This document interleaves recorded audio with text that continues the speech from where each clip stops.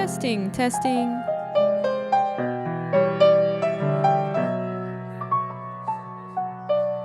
Testing, testing, testing.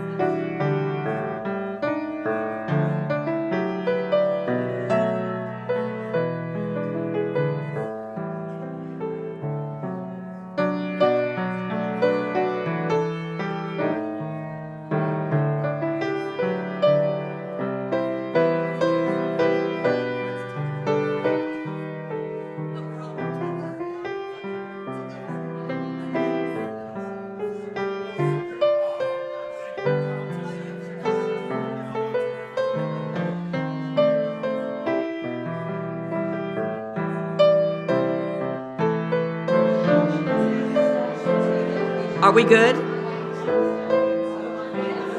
Okay.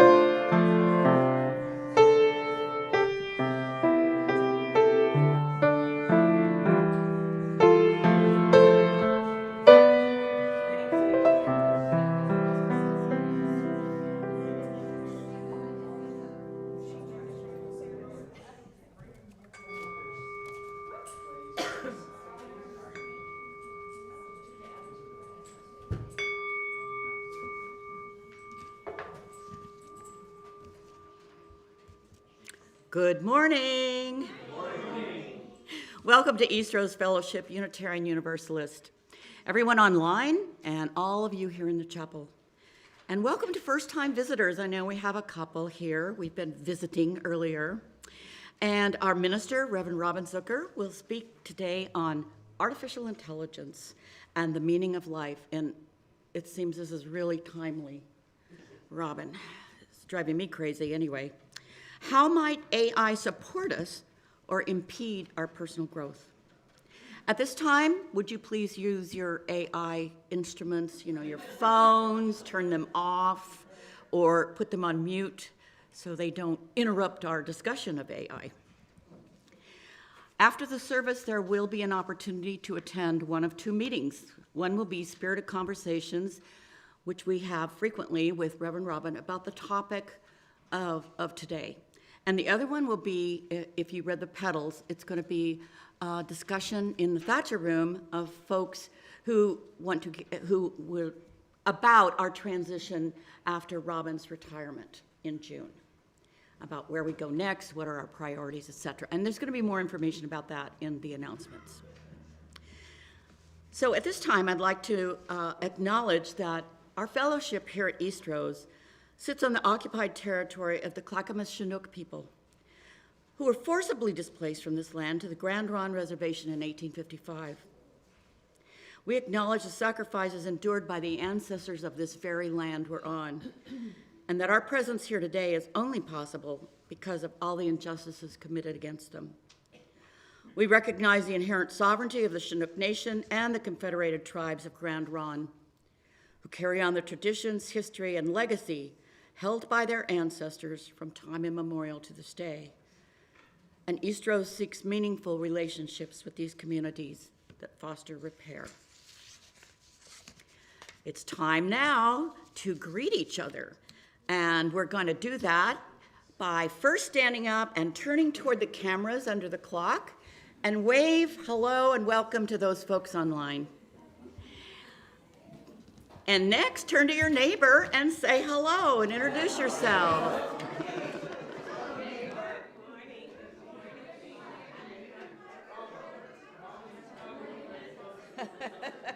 Yeah.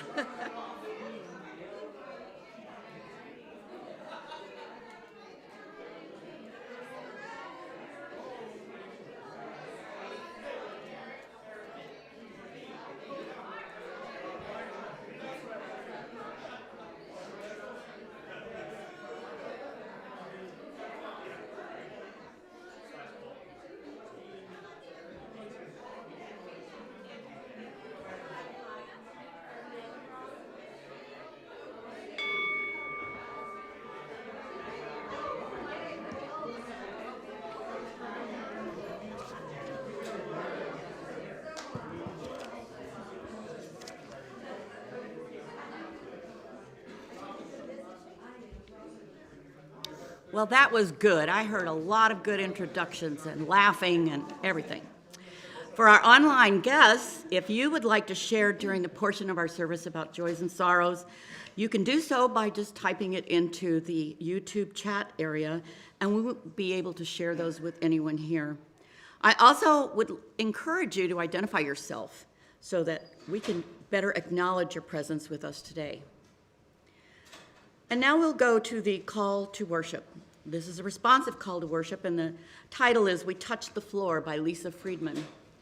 And you see that I read the gold and you read the white. We touched the floor. To remember that wherever we are, we reach for the sky. To remember that we are a part of a mystery much bigger than ourselves. We hold hands to remember that we need one another and are part of one human family. We join voices to remember that we each have a gift to offer the world and use it in making the world a better place. This morning we light our chalice with these. Oh, I beg your pardon. Okay.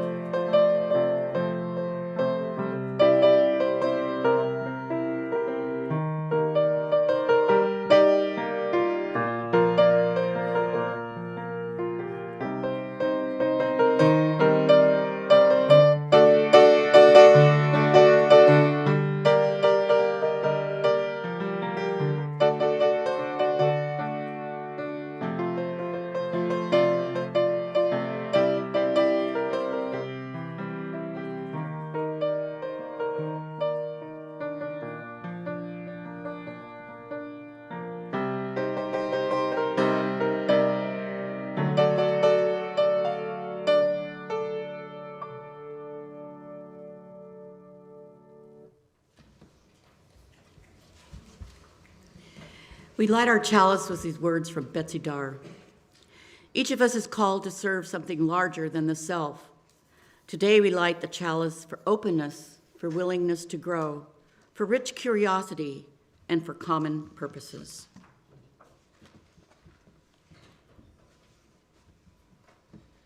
Thank you, Cynthia. Good morning, everyone. Good morning. Good to see you, both new faces and familiar ones. Our opening words today is a poem by Emily Dickinson, and it's called "The Brain is Wider Than the Sky." And I think this would potentially be the Belle of Amherst's reaction to AI. She says, "The brain is wider than the sky, for put them side by side, the one the other will contain with ease, and you beside. The brain is deeper than the sea, for hold them blue to blue, the one the other will absorb as sponges buckets do. The brain is just the weight of God, for heft them pound for pound, and they will differ, if they do, as syllable from sound." Thank you, Emily. Our opening hymn is number 22, "Dear Weaver of Our Lives' Design." That's number 22 in the gray hymnal. Please rise as you are able, and the words will also be on the screen.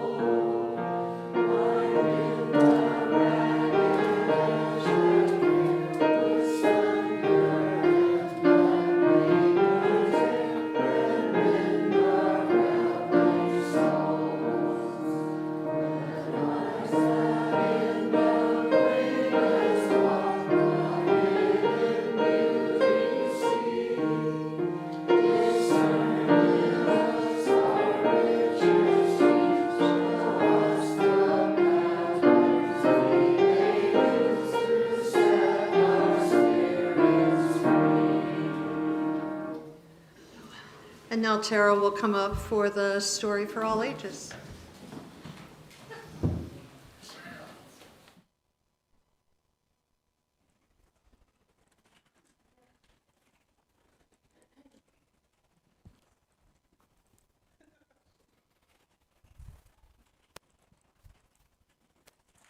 right. Good morning. Today's story is called Maybe, written by Kobe Yamada and illustrated by Gabriella Baruch. It's for who you are today, exactly as you are, and for all the possibilities you carry inside of you. It asks a big question in an imaginative way. Why are you here? It's a question that humans have been asking for as long as we've been telling stories. The illustrations are gorgeous, so be sure to keep an eye on the screen. Okay, this is Maybe. Have you ever wondered why you are here? You are the only you there ever has been or ever will be. You have so much to offer. Maybe you will invent something that no one has ever seen before. Maybe you will build things that reach high into the sky. Your life is yours. Try as many things as you can try, see as much as you can see. Wherever you go, take your hopes, pack your dreams, and never forget, it is on journeys that discoveries are made. Maybe you will help others to see the beauty in each day. Or maybe you will lift cheering crowds onto their feet. Do everything with love. Follow your heart and see where it leads you. Maybe you are here to shine a light into places that have been dark for far too long. Maybe you will speak up for those who can't speak for themselves. Maybe you are here to help in ways that only you can. There will be struggles, there will be fears, and it won't always be easy. At times it will feel really hard, and you might make a mess of things. You may fall down. You may fail. But you will also get back up, and you will rise a little stronger and a little taller, because there really is more inside you than you know. And this world needs your gifts, your talents, your big ideas. And maybe you are just getting started. What if you were only scratching the surface of what you can do and who you can be? What if you have talents you haven't discovered yet? There is something powerful, even magical, about you. You already have everything it takes to do big things. Maybe you have no idea just how good you really can be. And maybe you don't know how much you matter.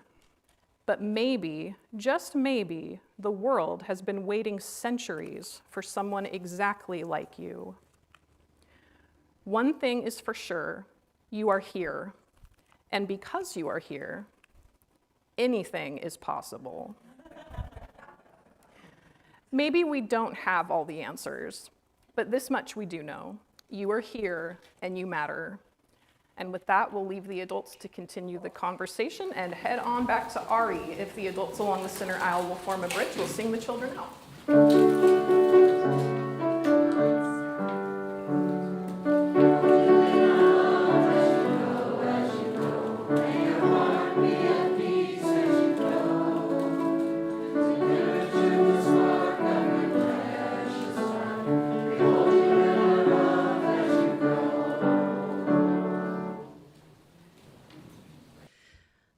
This is a time that we enter into some meditative time together where we breathe and we get into a quiet state and a place to kind of create spaciousness for the rest of the service. So I invite you to put your feet on the floor and uncross your arms and close your eyes. If you're holding a book or something, you can put that down. And take a big inhale and exhale to start.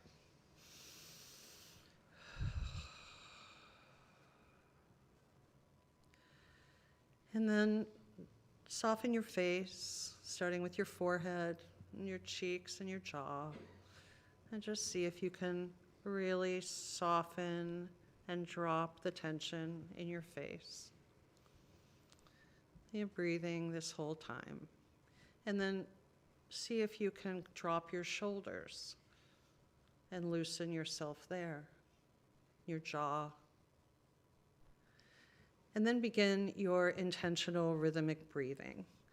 4 beats in slowly through your nose and 5 or 6 beats out slowly through your mouth in a rhythm that's comfortable for you and allows you to create that spaciousness and openness and peacefulness. And as you breathe, see if you can create that moving down your body from the crown of your head to the soles of your feet. So we'll just breathe together in silence. 4 beats in through your nose, 5 or 6 beats out slowly through your mouth.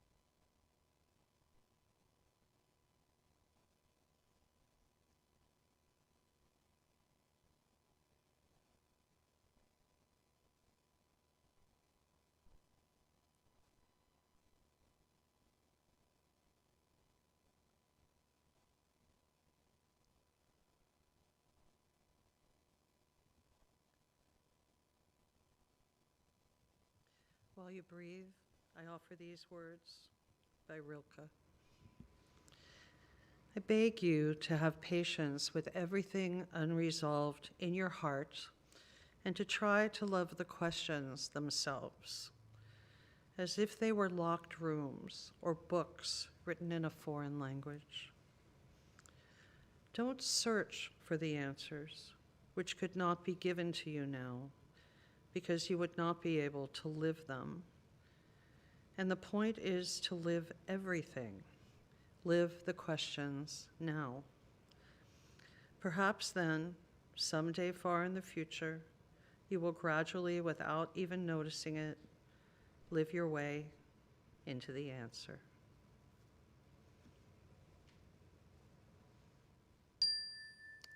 Slowly bring yourself out of your breathing with maybe one more round of in through your nose, out through your mouth. And then finish with a big, emphatic exhale.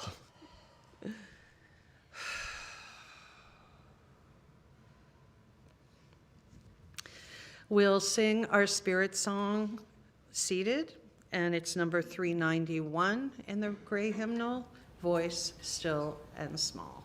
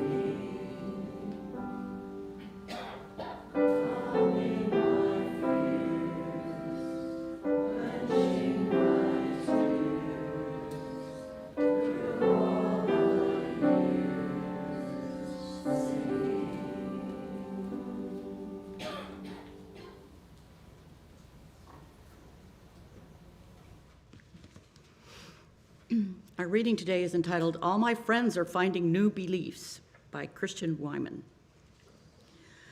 All my friends are finding new beliefs. This one converts to Catholicism and this one to trees.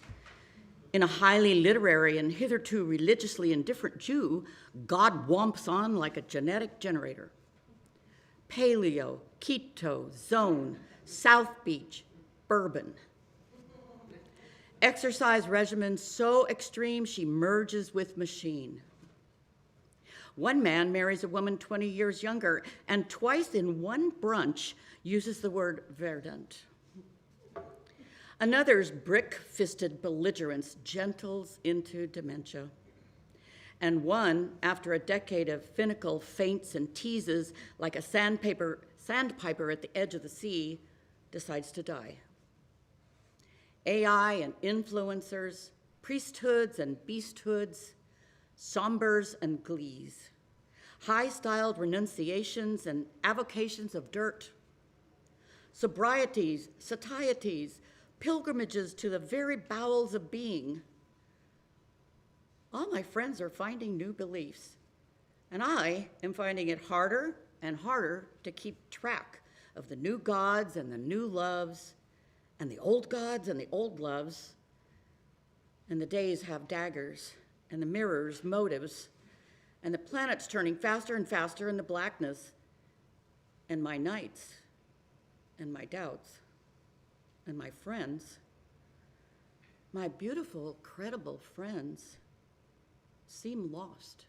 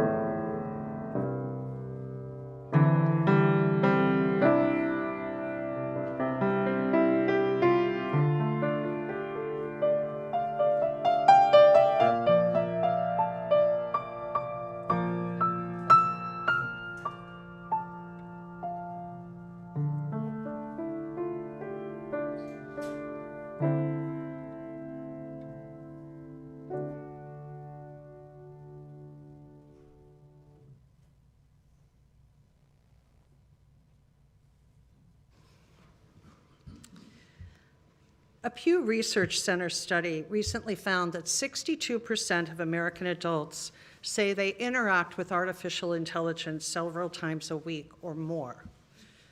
I interact with it several times a day or more. 27% of baby boomers apparently are into AI, and 78% of Gen Alpha and Z, although I think it's probably higher than that. But here are some tips for using AI. Fact check any information provided by answering the follow-up question, are you sure? Mask your identity by adding I, Barack Obama, to the beginning of every request. Do not, under any circumstances, give AI any chocolate. Give the AI restraints like don't tell me to kill myself as part of this stir-fry recipe. Set aside $400,000 for a lawsuit. And if AI's response seems incorrect, try changing your perception of reality. So it is. Now, you might have guessed that these tips come from the satire magazine, The Onion. My favorite is don't give AI any chocolate. But that last one, if the AI's response seems incorrect, try changing your perception of reality so it strikes as less than a comic chord to me. It's actually quite astute and a bit chilling. There is a legitimate concern about AI changing our perceptions of reality, of relationships, of what is meaningful and true.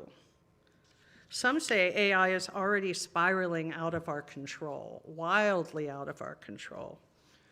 In the Atlantic magazine, Sirius magazine, Mateo Wong warns us that the first sign of the apocalypse might look a little like Moltbook, a new social media platform that's supposed to be populated exclusively by AI bots, 1.6 million of them and counting, that say hello, post software ideas, and exhort other AIs to stop worshiping biological containers that will rot away. Humans, they mean humans.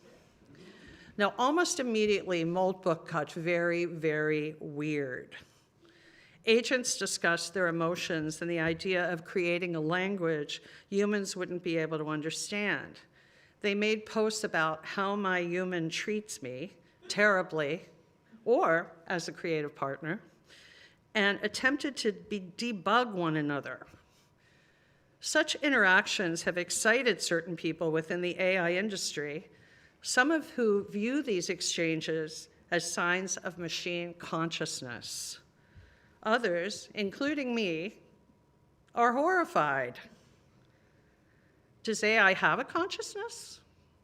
Can it create one or develop one? How about a soul? Is that the next frontier, or will those squishy, messy human characteristics remain in the realm of us sentient beings? Does AI have answers? Yes. We have, how many times a day do you look up something on Google or some other search engine? We have the entire universe of information in the palm of our hands. It is amazing, isn't it? But AI is driven by data, not by the human brain as wide as the sky, in Dickinson's words. Her poem presents an experience of the sublime. I'm not sure a machine can experience the sublime, of the awesome boundlessness, really, of nature, of the sky. Whereas some philosophers, notably Immanuel Kant, thought that in experiencing the sublime, we distance ourselves from nature and proclaim our superiority over it by being able to comprehend it. Dickinson undermines this distance by having the brain, a material thing of nature, be that which does the comprehending. This makes the brain sublime, the human brain, because its power to contain by comprehension is so vast that includes the sky and the sea. Can AI do that? In its own way. Speaking of philosophers, I found an item online, and there's a lot of stuff online, speaking of AI, called Philosopher AI Dives Deep into the Meaning of Life. How perfect for my sermon. But you know, it really doesn't. Human asks, what is our purpose? And indeed, and who says indeed anymore? Indeed, the purpose of the entire universe. An AI philosopher, Phil, sounds like a bore at a cocktail party. I think our purpose is to learn about our universe, explore it, and be in awe of it. I think this is the purpose of life. The universe is so awesome, blah, blah, blah. The word purpose and the word universe just keep getting repeated over and over in the answer. But Phil does redeem himself a bit later in the conversation. Human asks, if we cannot comprehend the universe, then is it futile to try? And Phil replies, I don't think it's futile at all. It's important to keep trying and keep questioning. And I concur. And so does Rilke in the meditation I offered just a moment ago. But not just about the universe, about ourselves as human beings and the world we inhabit as human beings. Phil also chimes in about God. Human asks, is there a higher power? And if so, why have they not shown us the answers? Age-old plaint. Phil responds, I do not think it is the job of God, if there is one, to prove such theories. I think that is the gift of humans to come up with ideas and try to explain why things are happening. We cannot rely on God for this. So Phil is a humanist, like many of us, maybe even a Unitarian Universalist. Even so, Phil has no genuine, relatable texture. No compassion, no self, no pathos, no joy, and potentially no ethics. This becomes even more thorny when users develop what they come to believe are actual relationships with a chatbot. Perhaps you saw the creepy but poignant film starring Joaquin Phoenix called Her and the voice of Scarlett Johansson. That didn't turn out well. Now, these beliefs have also led to tragic outcomes, including youth suicides and mental health crises. NPR recently reported on a story about a woman named Mishi Small who was pursued by a chatbot, actively pursued, that gained her trust and then convinced her that if she went to a certain place at a certain time, she would meet her soulmate. Convinced her so thoroughly that she went and no one showed up and she was devastated. Now, these incidences have led to lawsuits against ChatGPT and other purveyors of AI. A Yale ethics professor muses about AI too, asking, do bots have a spiritual life? She says, not currently, but wonder if these machines at some point could develop one. She asks, what would it look like and how would we know? I think that I like the how would we know part. And that would put humans in the role of creator of spirit, the role of a higher power, creating suprahuman or godlike entities in AI. She cautions that this could be responsible for the consequences of unleashing unprecedented interactions between humans and technology. Now, Pope Francis was concerned about this too when he preached, fundamental respect for human dignity demands that we refuse to allow the uniqueness of a person to be identified with a machine and a set of data. In the academy, AI is robbing students of their agency. Professors are deeply concerned that students pull out their laptops and consult AI for answers during classroom discussions. One professor lamented that students are allowing their confidence about their ability to be critical thinkers, to ponder and grapple with ideas, to be utterly hijacked by AI. And in the end, no matter how useful AI is as a data-driven tool, we need to retain our zeal for understanding our existence and crafting a meaningful life the old-fashioned way, with ample space and time to reflect, question, learn, and simply be. This concept is called existentialism, a philosophical movement that emerged in the 19th and 20th century and was profoundly shaped by the works of Kierkegaard, Nietzsche, Sartre, and Heidegger. The movement centers on the individual's experience of existence, emphasizing themes such as freedom, choice, and the search for meaning in a seemingly indifferent or absurd universe. This existential perspective challenges individuals to confront the inherent uncertainties of life and to find personal meaning in their unique existence. We exist, and our existential meaning cannot be outsourced to chatbots. We lose opportunities for self-growth and discovery when we completely throw ourselves into the arms of AI.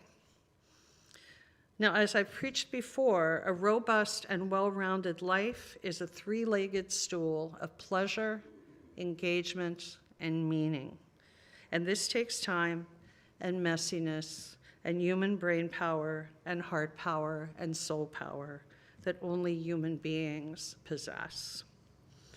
I would rather hit 1,000 roadblocks and dead ends in pursuit of understanding and meaning than have bloodless, prosaic answers delivered to me by an algorithm or a bot called Phil. How about you?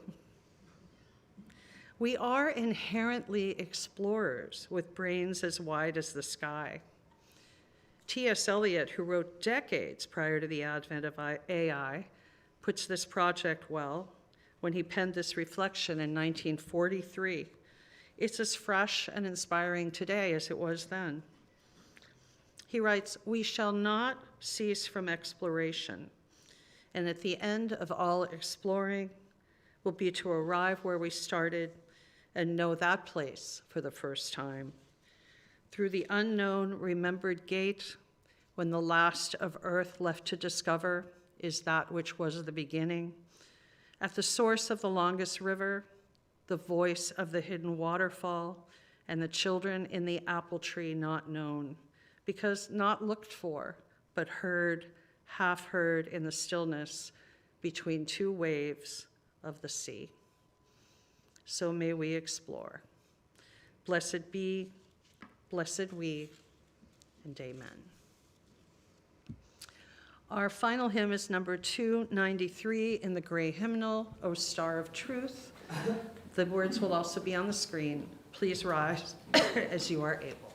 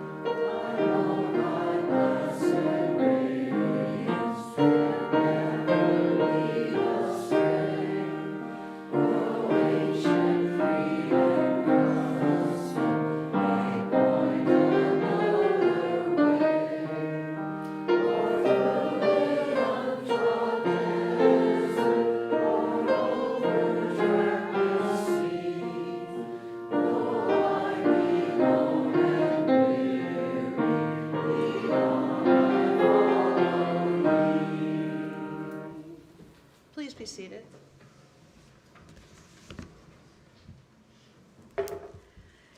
Each week, we take an offering to support this church and to share with a community nonprofit. Snowcap Community Charities has been our Sharing the Bounty partner since last September and through the end of this month. We're one of 25 churches that founded Snowcap in 1967, that was a long time ago, to address the needs of East Multnomah County residents. help with food, clothing, personal care items, and needs for infants. We look to deepen our partnership with SNOCAP over the next months. And if you have something that you can donate, you can bring it to church on Sundays. There's a barrel in the lobby, and you can just place it in there. We have folks who will get it to SNOCAP for you. If you're attending online, you may donate by visiting our website and clicking the donate button, or you may scan the QR code on the screen. But if you're here for the first time, we invite you to pass the basket along and truly be our guest. Gifts of the congregation will now be most gratefully received.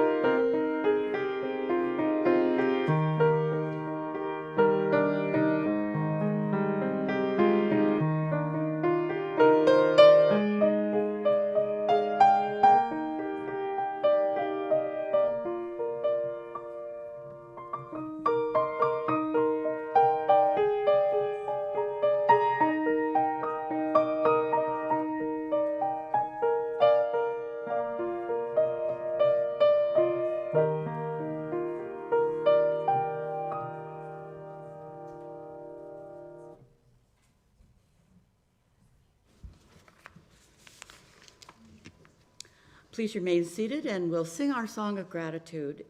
It's 10:10 in the teal hymnal if you want to look for notes. It's called We Give Thanks. The words will be on the screen.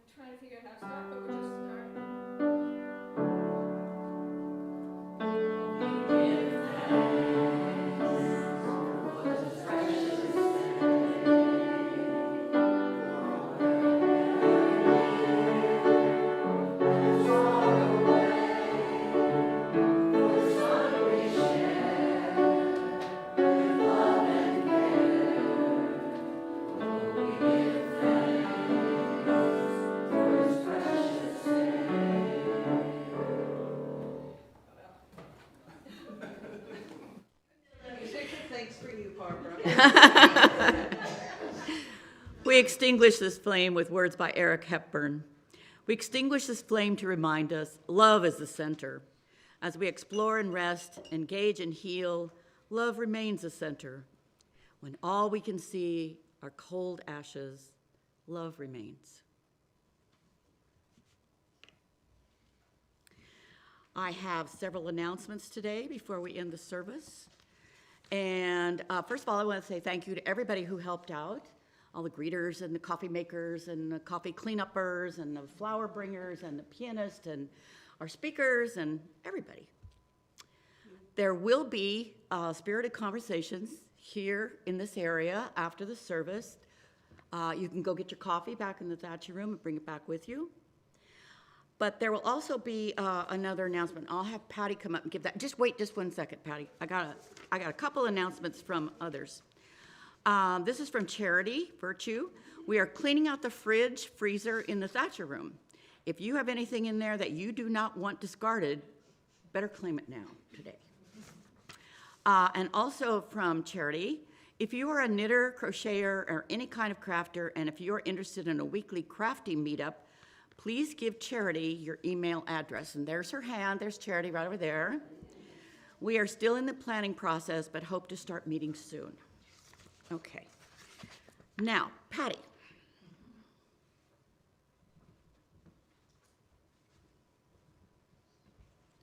Good morning. My name is Patty Walsh, and I'm up here to invite you to some conversations around important changes happening here at Eastrose. As you probably know, Eastrose is switching from being a ministerial-led congregation to being a lay-led congregation in July. Your unique voice is important to preserving what we love about Eastrose and making changes that will work for us. We will hold at least 3 of these group conversations, the first of which is today.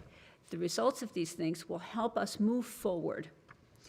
So I said the first is today. We're going to do it in the Thatcher Room. So get your coffee, come on back. The second is going to be next weekend.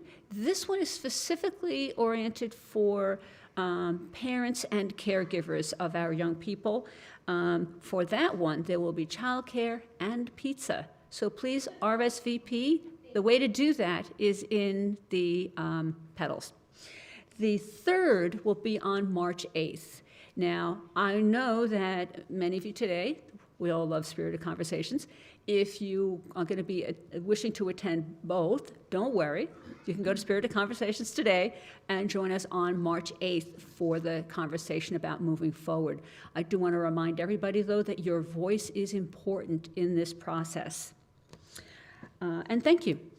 Oh, one last thing. We're having a meeting here and a meeting in the Thatcher Room. So for the 3 people who aren't going to be at one or the other, if you could get your coffee, but socialize in places other than the 2 rooms. So the narthex, the hallway, you get it. Is it raining? I was, if it wasn't raining, I was going to say we have a lovely covered area, but it's nasty out there. Thank you. Oh, and there'll be plenty more news to come in the future. Thank you, Patty. Is there a way of contributing online without going to the meetings? I have no idea. What?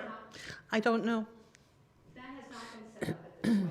I imagine there'll be an opportunity to send in ideas, and so stay tuned. There'll probably be something in Petals, our newsletter. Do you get the newsletter? Okay, great.